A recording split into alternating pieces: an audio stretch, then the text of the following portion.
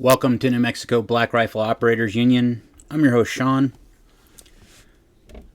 So it occurs to me more and more as I'm watching younger generations that maybe they don't understand the connection some of us have to the 2A because they don't see the same tools or see the tools in the same light as Gen Xers and previous generations.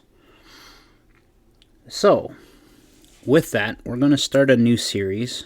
We'll eventually get back to some other stuff, but I want to see if we can get more interest in New Mexico Black Rifle Operators Union just by creating culture, right? The gun I'm thinking of, though, is a 1911.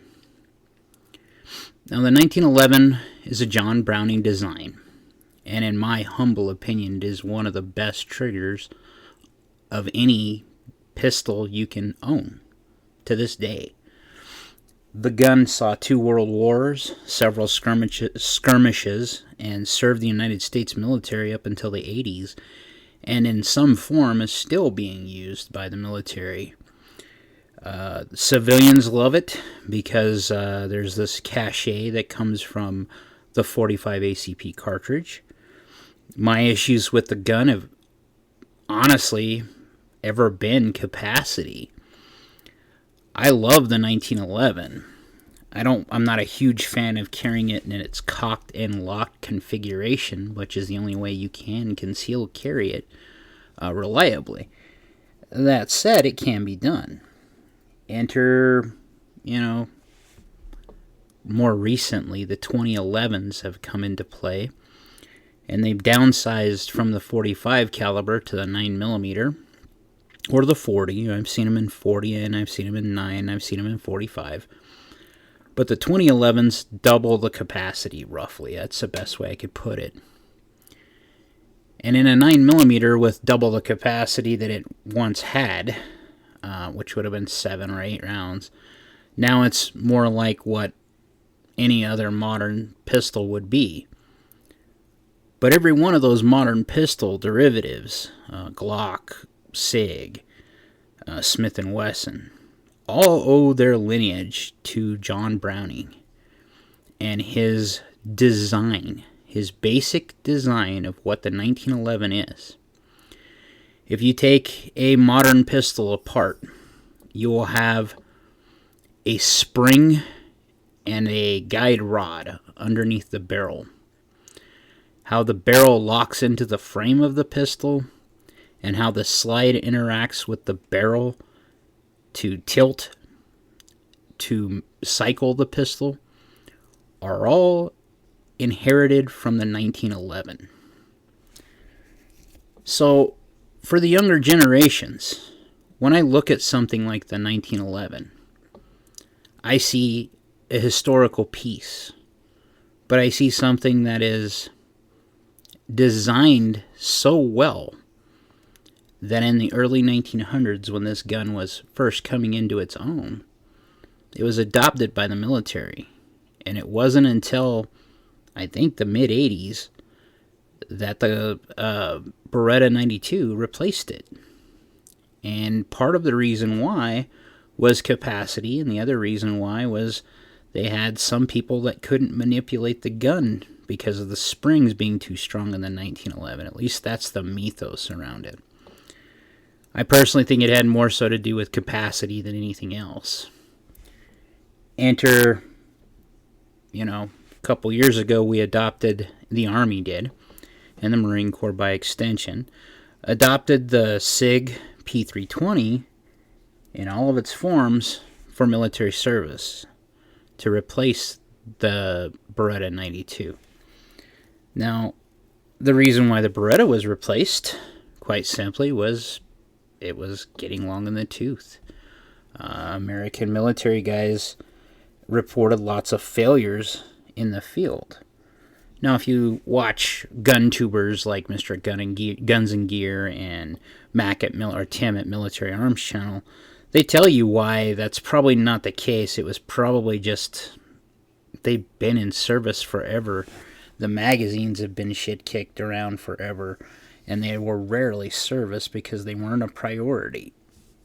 That said, when it was time to shift to a newer pistol or a newer design, they spent an inordinate amount of money to go with the SIG pistol. And now they're looking at going with the upsized SIG Virtus, called this the 6.8 by 51. I think they call it the Spear. Anyway, it's those iconic things. The 1911 is all metal frame pistol. It's originally designed for the 45. It was designed for military service or for military trials. But it was used because it was one of the American semi-automatics that was readily available. Some of the first people to adopt it were FBI guys, some law enforcement guys. There's still some law enforcement detectives, some regular law enforcement guys that still carry a 1911 because they prefer it to what they call the Tupperware guns, the ones that are lighter and made out of polymer, like the Glock or the Smith & Wesson. Modern guns have a lot of heritage from the 1911.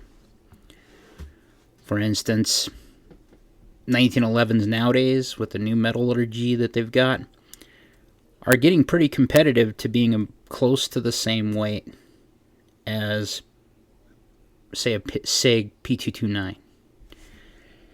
Now, you will never get a pistol that is all metal down to the weight that a polymer frame pistol is.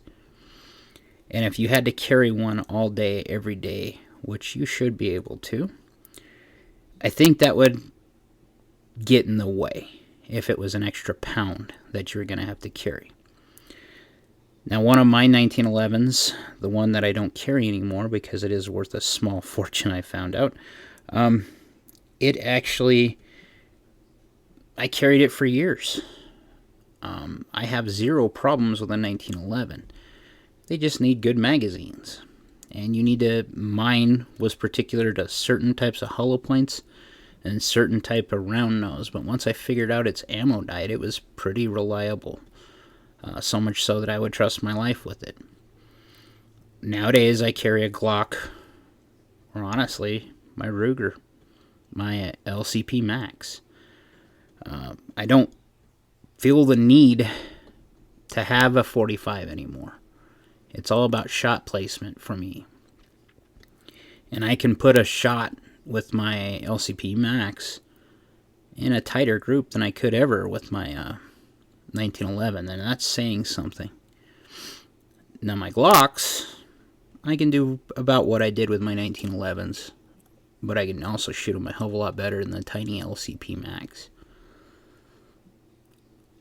It's just interesting when we start talking about iconic guns. This gun stormed Normandy beaches. It went to Korea. It went to Vietnam. It's still in service. You still see it on the streets. You still see it in military service between spec ops guys and just old guys that just want to carry them. You know, it's gained a second wind in video games. It's become very popular in video games because they can render those customizations that have always been available for the 1911. Having a gun that's been around as long as a 1911 lends a lot of space for accessories to be made for the gun. That's why it's iconic. People that have had them, gun guys and non-gun guys and women, know what a 1911 is, or have a reasonable idea of what it is. And that's what we're going to talk about more as we keep with the series and continue on.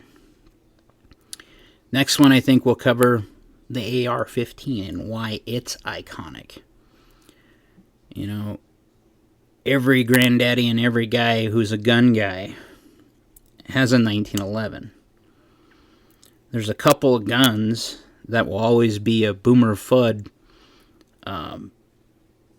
type gun that even the newer, younger generations will like.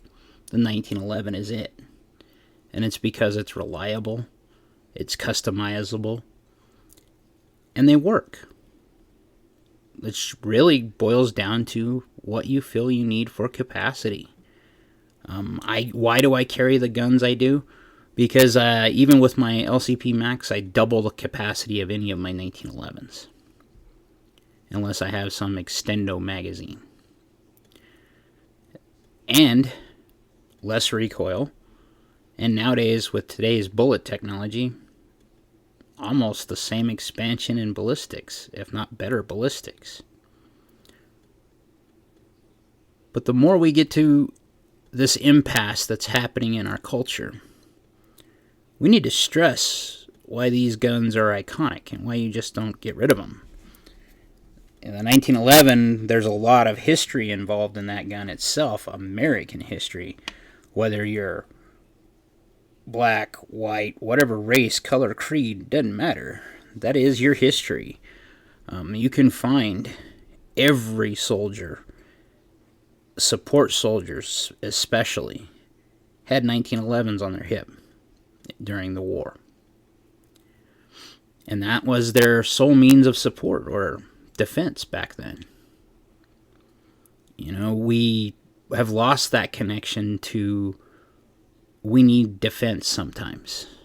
You know, living in big cities has made us really dead to our surroundings in that a lot of new kids don't know where food comes from. They don't see the purpose of having a gun because, well, they've never needed one, they've never shot one, and they've never seen any reason because they just call the cops. Meanwhile, someone who lives in a more rural part of the country knows that if he calls the cops, they're going to come, but it's going to be a while.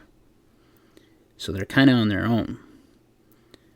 And some places out here, there's still wild animals. There's still bears. There's still rattlesnakes. There's still dogs that are running around in packs.